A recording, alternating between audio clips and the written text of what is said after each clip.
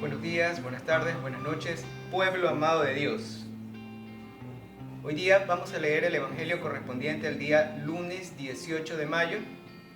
La iglesia nos propone el Evangelio según San Lucas, capítulo 12, versículos del 22 al 31. En el Evangelio de hoy, Jesucristo nos contesta lo siguiente: ¿qué vale más, la vida o los alimentos? Si tú quieres saber qué vale más, la vida o los alimentos, escuchemos. Lectura del Evangelio según San Lucas. Dijo pues a sus discípulos: pues esto os digo, no os inquietéis por vuestra vida, por lo que comeréis, ni por vuestro cuerpo, con qué vestiréis. Porque la vida es más que el alimento, y el cuerpo más que el vestido. Mirad los cuervos, no siembran ni ciegan. No tienen despensas ni graneros, y Dios los alimenta. ¿Cuánto más valéis vosotros que los pájaros? ¿Quién de vosotros, a fuerza de cavilar, puede añadir un codo a su estatura? Si no podéis ni las cosas más pequeñas, ¿a qué preocuparse de las demás? Mirad los lirios del campo cómo crecen, no trabajan ni hilan, y os aseguro que ni Salomón en todo su esplendor se vistió como ninguno de ellos. Pues si Dios viste así a la hierba del campo, que hoy es y mañana se arroja al fuego, ¿cuánto más a vosotros, hombres de poca fe? No andéis buscando qué comeréis, ni qué beberéis, ni estéis ansiosos, porque son los paganos quienes buscan estas cosas con afán. Como vuestro Padre ya sabe que las necesitáis, buscad su reino y se os darán por añadidura. Palabra del Señor. Gloria a ti, Señor Jesús. Listo. Antes de entrar a analizar el Evangelio que la iglesia nos propone hoy, ¿sí?, hay dos cositas que me gustaría que queden claras. La primera, nosotros nunca buscamos reemplazar la homilía del sacerdote. Lo que se busca aquí proviene de una lección divina, es decir, ¿qué es lo que nosotros buscamos? Entender mucho mejor el pasaje bíblico, ver el contexto, lo que estaba viviendo Jesús, lo que estaba sintiendo de pronto, lo que el autor sagrado, lo que el evangelista o el autor sagrado nos está narrando, nos está contando, los detalles. ¿Para qué? Para poder apreciar mejor la riqueza de nuestra escritura, ¿sí?, y poder disfrutar la homilía del sacerdote. ¿Por qué? Porque será el sacerdote el que tome las lecciones, las enseñanzas y las aplique a nuestra vida personal, a la vida comunitaria. Entonces, jamás lo que hagamos aquí reemplaza a la homilía del sacerdote. Y otro detalle importante es que hoy día la iglesia toma el Evangelio de San Lucas, de acuerdo al cronograma, al tiempo litúrgico correspondiente al tiempo pascual que estamos viviendo. En el ciclo en el que estamos, el Evangelio que se lee es el Evangelio según San Juan. Sin embargo, hoy día la iglesia da un salto hacia el Evangelio de San Lucas y hoy día leemos un pasaje bíblico de ese Evangelio. Y entremos. ¿Qué dice este pasaje bíblico? ¿Sí? ¿Dónde se dio? Se dio hacia Jerusalén. Dice el evangelista San Lucas en el capítulo 9, versículo 51, al llegar el tiempo de su partida de este mundo, Jesús decide viajar a Jerusalén. Entonces estamos en ese viaje. Jesús todavía no entra a Jerusalén, pero se dirige hacia Jerusalén. Y en ese paso hacia Jerusalén pasa por Betania. Nosotros en el Evangelio según San Juan sabemos que pasó 2 veces por Betania, la una para resucitar a Lázaro y la segunda una cena muy importante antes de entrar a Jerusalén. Recordemos que en esa cena él recibe un homenaje hermoso de María, en el cual María derrama perfume sobre los pies del Señor, llora sobre sus pies y le seca los pies con sus cabellos. Y al día siguiente Jesús entra, tiene la entrada triunfal a Jerusalén, ya va para su pasión, muerte y resurrección, ¿sí? Y será su último viaje hacia Jerusalén. San Juan no nos narra estos detalles, nos dice simplemente que llega a Jerusalén en el capítulo 13, versículos 33 y 34. ¿Qué detalles o qué hechos están antes y después de estas enseñanzas que dio Jesús, las que leímos hoy? ¿Sí? Antes de estas enseñanzas, Jesús envió a los 72. Eso ocurre en el capítulo 10, versículo 1. ¿Sí? Y los 72 discípulos regresan, ¿sí? Y le narran a Jesús con mucha alegría todo lo que vivieron en ese envío. ¿Sí? Eso está en el capítulo 10, versículo 17. Entonces, antes de estas enseñanzas de Jesús, Jesús envió a sus discípulos y los discípulos regresaron. Y después de estas enseñanzas, Jesús está en algún pueblo muy cercano a Jerusalén y llegan personas a darle noticias, a decirle a Jesús que se cuide. ¿Sí? ¿Por qué? Porque habían ocurrido dos cosas. La una, hubo un caso de unos galileos asesinados por Herodes y narra la Biblia de que la sangre de estas personas contaminó, lo hizo aparentemente dentro del templo, contaminó el sacrificio. ¿Sí? Entonces, el caso de los galileos asesinados le cuentan a Jesús y Jesús se acuerda de que hubo también otro accidente, algo muy grave, una caída de una torre, la caída de la torre de Siloé en la que murieron 18 personas. Eso también ocurrió en Jerusalén. Entonces era gente que le iba a dar noticias a Jesús para que se cuide cuando él entre en Jerusalén. Jesús ya sabía, ¿sí?, las intenciones de los sacerdotes del templo. Y bueno, estamos hablando del Evangelio según San Lucas, ¿sí? De los 4 evangelios, San Lucas es el más elegante, es el que tiene la literatura más cuidada, ¿sí? Es el más artístico de todos, ¿sí? De los 4 es el único que no es judío. Recordemos que San Lucas era un médico sirio, su ciudad natal probablemente fue Antioquía y era un hombre muy culto, ¿sí? Su cultura era griega. Y a pesar de que él hizo un evangelio elegante, cuidado, artístico, ¿sí?, él lo escribe en griego común, en griego koiné, en griego corriente. ¿Por qué? Porque la intención de los 4 evangelistas era llegar a la mayor cantidad de gente posible, llegar a la gente más humilde. Entonces, él escribe de la forma más sencilla posible. Sin embargo, su evangelio es muy elegante. Guarda un orden histórico. El evangelio según San Lucas guarda un orden histórico. Sí quiso él poner de manera lo más posible, de manera ordenada, los hechos. ¿Sí? De manera ordenada los hechos. Ninguno de los 4, ¿sí?, quiso contar la historia. ¿Sí? En realidad lo que ellos quisieron dejar es el mensaje religioso. ¿Sí? Pero los otros 3 evangelistas, Mateo, Marcos y Juan, son de pensamiento netamente judío. Para ellos la parte histórica no era tan importante, era mucho más importante dejar el mensaje religioso. ¿Sí? San Lucas, siendo extranjero, no siendo judío, él sí guarda un orden. ¿Sí? Entonces, de los 4 evangelios, él es el que más lleva un orden histórico. Siendo extranjero, ¿sí?, y culto, ¿sí?, a él no le interesa narrar costumbres ni leyes judías. ¿Sí? Primero porque de pronto no las entendía totalmente. ¿Sí? Y segundo porque en realidad él se dirige hacia el pueblo gentil, hacia los gentiles, hacia los que eran extranjeros, no eran judíos, ¿sí?, y que hablaban en griego. Entonces él no le interesaba contar ni costumbres, ni las leyes judías, ni las fiestas. Él lo que le interesaba era dejar el mensaje. Y tiene tres temas que se repiten mucho y que llaman mucho la atención en su evangelio.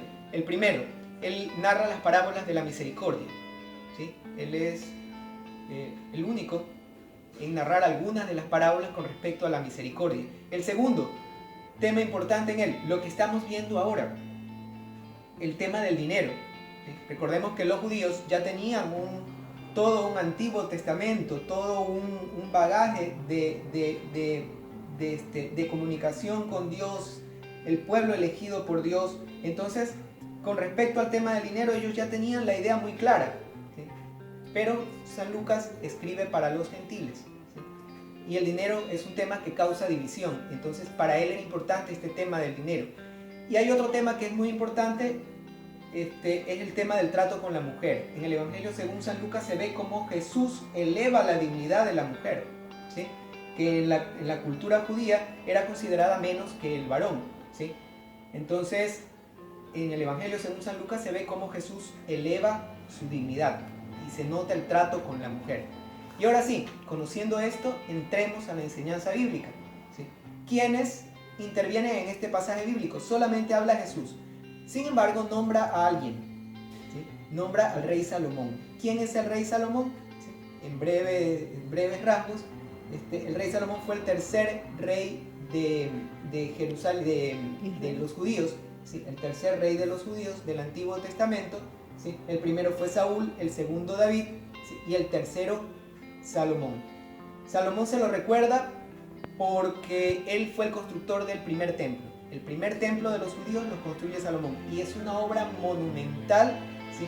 Ese templo fue destruido, pero según la narración era una cosa impresionante, las paredes cubiertas de oro, un templo gigantesco. Y también se lo recuerda por su riqueza. Es más, Jesús lo nombra hoy día precisamente por esa característica, por su riqueza. Recordemos también, y la Biblia nos narra con mucho cariño en el libro del Éxodo, cómo ese Salomón, siendo muy joven y al saber que tenía que dirigir todo un pueblo, en lugar de pedirle a Dios riqueza, poder, le pide sabiduría para gobernar a su pueblo. Y Dios, que no se deja ganar en ternura, en amor, ¿sí? Le dice: yo te concedo lo que me pides, te doy la sabiduría, pero también te doy todo lo demás, ¿sí? Salomón entonces recibe el reino de David, ¿sí? Cosa que no logra mantener unidos por problemas internos, y al terminar su reinado ya él deja un reino dividido, ¿sí? Norte y sur. Pero Salomón fue reconocido por su sabiduría y ahorita Jesús habla de él por su riqueza, ejemplo de riqueza. ¿Por qué lo nombra Jesús? Porque Jesús estaba hablando precisamente del tema de las riquezas, ¿sí? Justo antes de esta enseñanza, Jesús le cuenta a los apóstoles la parábola del rico necio. Es una parábola en la que un hacendado, ¿sí?, tuvo una gran cosecha y discurría entre sí, dice la Biblia: ¿qué haré?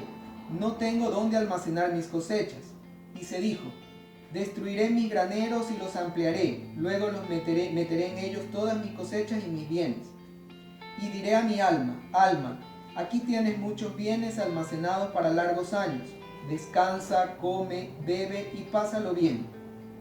Pero Dios le dijo: tonto, esta noche se te pedirá tu alma, ¿y para quién será lo que has acaparado? ¿Sí?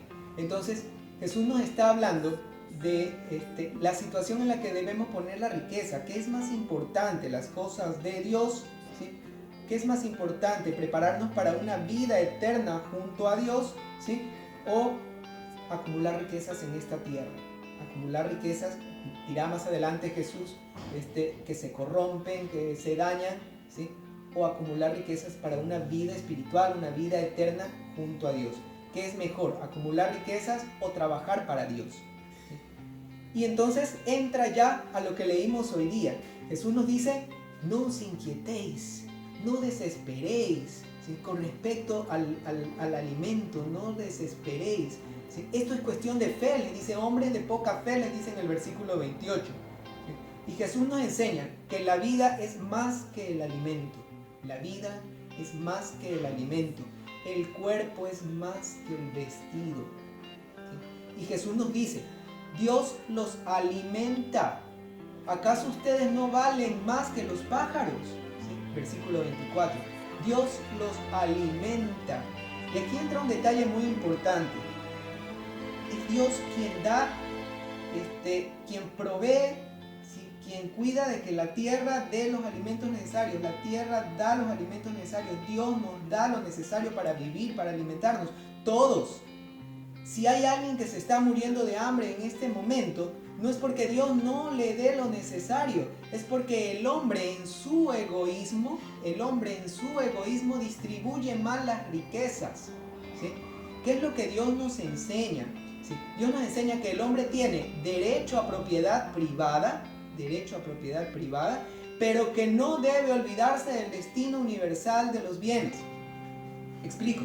El hombre tiene derecho a propiedad privada. El hombre fue puesto en la tierra como administrador. En el libro del Génesis, ¿sí?, vemos un hombre que tiene que ponerle nombre a todas las cosas. El nombre lo da el dueño. ¿Sí? Dios, por ejemplo, es nuestro dueño y nos llamará por nuestro nombre, dice el libro del Apocalipsis. Seremos llamados por nuestro nombre. Nuestro nombre en el lenguaje bíblico no es el que nos pusieron en el bautismo. Nuestro nombre es en nuestra misión, lo que nosotros vinimos a la tierra a hacer, a dar, a compartir, a enseñar, lo que vinimos a hacer a la tierra. ¿Sí? Para eso fuimos enviados. Ese es nuestro nombre y solo lo conoce Dios. ¿Sí? Entonces seremos llamados por nuestro nombre. Y en el libro del Génesis, Dios le dice al hombre que le ponga nombre a todo. El hombre entonces tiene derecho a tener los bienes y las cosas que son externas a él. ¿Sí? Pero tiene que entender que esas cosas no provienen de él, provienen de Dios. Las cosas, los bienes tienen un destino universal. Puede servirse de las cosas externas, pueden servirse él, puede servirse su familia. Si fueron legítimamente obtenidas, son de él y tiene derecho a tenerlas. ¿Sí? Pero no son suyas, son de Dios. Y entonces también existe un derecho común. ¿Sí? Y él entonces tiene que hacer conciencia, ¿sí?, de que esas cosas que él posee, ¿sí?, también le pertenecen a los demás.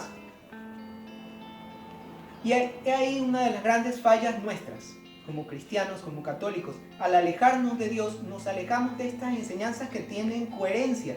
Y entonces empezamos a vivir, ¿sí?, como paganos. En este mismo pasaje bíblico Jesucristo nos dice: no andéis buscando qué comeréis o qué beberéis, ni estéis ansiosos. ¿Qué es lo que dice Jesucristo? Que no estén ansiosos, que no se desesperen por ver qué comer o qué beber. Si Dios los alimenta, Dios nos da todo. ¿Sí? Así andan, o sea, buscando desesperados qué comer y qué beber, así andan los paganos. ¿Sí? ¿Quiénes son los paganos? En el lenguaje bíblico son los que adoran otros dioses. No son judíos, no nacieron en Israel y adoran otros dioses. En otras versiones de la Biblia dice gentiles. Ese es un término mucho más suave. Los gentiles son los que adoran quizás culturalmente adoraron otros dioses, pero en algún momento se encontraron con Dios, el único Dios verdadero, y se quisieron bautizar y integraron a la iglesia. Nosotros somos gentiles. Pero Jesucristo dice paganos. Paganos son los que adoran otros dioses, ¿sí?, los que no conocen a Dios. Entonces Jesús dice: no andéis buscando qué comeréis, beberéis, ni estéis ansiosos. Así andan los paganos, los que no conocen a Dios. Por eso cuando nos alejamos de Dios, nos desprendemos de estas enseñanzas y no alcanzamos a desarrollar lo que nosotros deberíamos tener. ¿Sí? Nosotros conocemos que existen virtudes. Las virtudes teologales las conocemos todos: fe, esperanza, caridad. Son virtudes que provienen de Dios. Pero a nivel personal, ¿sí?, existen otras virtudes a nivel humano. Existen las virtudes cardinales o virtudes humanas, que son la fortaleza, la templanza, la justicia, la prudencia, la solidaridad, etc. ¿Sí? Y si nosotros no las desarrollamos desde niños, o no les permitimos a nuestros niños criarse en un ambiente donde la templanza es importante. En este tema, ¿qué significa templanza? Significa a no permitirse apegar, permitir que el apego a los bienes materiales. ¿Sí? El apego a los bienes materiales. Si yo no me entreno en el desarrollo de la templanza, yo me voy a dejar llevar por los bienes materiales y tratar de acumular y acumular y acumular de manera honesta o deshonesta, pero lo importante es acumular bienes. ¿Sí? Y mi bienestar es más importante que el bienestar de los demás, y no importa si le estoy robando a los más humildes. ¿Sí? Templanza entonces es el desapego de los bienes materiales. ¿Sí? Justicia es darle a cada quien lo que se merece. Y si yo no me desarrollo en buscar constantemente o observar constantemente los derechos del prójimo, ¿sí?, voy a ser una persona injusta. Y la solidaridad ¿sí? No es como muchos pensamos, un sentimiento que me une a mi hermano. Eso es, ¿no? Si tratar de sentir lo que mi hermano siente, ponerme en sus zapatos y ser solidario, compartir de lo que yo tengo. No, ¿sí? Cuando Dios habla de solidaridad, vemos el ejemplo en 2 Corintios 8:9, ¿sí? Donde San Pablo nos dice que Dios, siendo el más rico de todos los seres, ¿sí? Porque Él es dueño de las tierras, de las montañas, de los minerales, es el dueño de todo, ¿sí? Se hizo el más pobre de los humanos para enriquecernos a nosotros, Jesús, ¿no? El más pobre para enriquecernos a nosotros. Ese es el espíritu de la solidaridad. Entonces, se requiere para que el hombre tenga conciencia de su derecho sobre la propiedad privada y a la vez del destino universal de los bienes, se requiere el desarrollo de las enseñanzas de Jesucristo a nivel personal, la templanza, la justicia, la solidaridad. Y Jesucristo nos dice, no andéis buscando qué comeréis ni qué beberéis, ni estéis ansiosos. Eso andan buscando los paganos, ¿sí? No nosotros los que conocemos a Dios. Y Jesucristo nos dice otra cosa, que no es una amenaza, es una realidad, ¿sí? Nos dice, no podéis ni las cosas más pequeñas, ¿sí? Y nos lo demuestra. Dice, por más que ustedes se preocupen, cavilen, se preocupen, ¿sí? Por más que ustedes se preocupen, no le pueden aumentar 1 centímetro a su estatura, ¿sí? O no pueden aumentarse un día más de vida. Si ustedes no pueden ni las cosas más pequeñas, dejen las cosas importantes a quien realmente puede. La alimentación, el vestido, ¿sí? Todo eso déjenselo a Dios, porque Dios sabe que lo necesitamos y entonces Él nos va a proveer, ¿sí? Tiene coherencia las enseñanzas de Dios, ¿sí? Si alguien se muere de hambre en nuestros días, es por el puro egoísmo humano. Y Jesucristo nos dice también, buscad su reino y se os dará por añadidura. Si buscamos las cosas de Dios, todo lo demás se nos dará por añadidura. Todo lo demás se nos dará por añadidura. Finalmente dice Jesús, donde esté tu tesoro, estará también tu corazón. Si nosotros ponemos nuestro tesoro en el trabajo, en la parte intelectual, allí estará mi corazón. Pero si yo pongo mi corazón, ¿sí?, en las cosas de Dios, en Dios estará mi tesoro, ¿sí? Y hacia eso debemos buscar, ¿sí? Mi tesoro debe estar puesto en las cosas de Dios, ¿sí?, en el trabajo de Dios.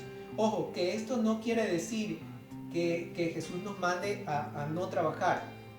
No. El desarrollo de las actividades económicas, el crecimiento de la producción de los países, deben estar destinados a satisfacer las necesidades de los seres humanos, ¿sí? El trabajo para nosotros es importante, es la forma en que nosotros nos acercamos al prójimo, ¿sí? Es la forma en que cuidamos de nuestros hijos y dejamos de vernos solamente nosotros y empezamos a ver a nuestros más cercanos, ¿sí?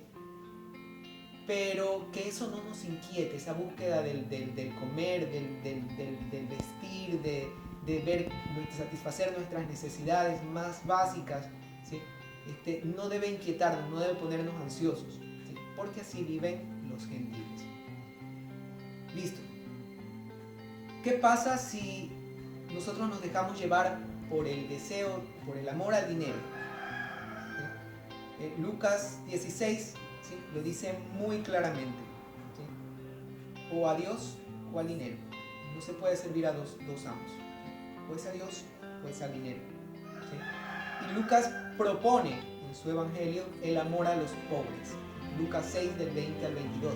Bienaventurados los pobres, porque de ellos es el reino de los cielos.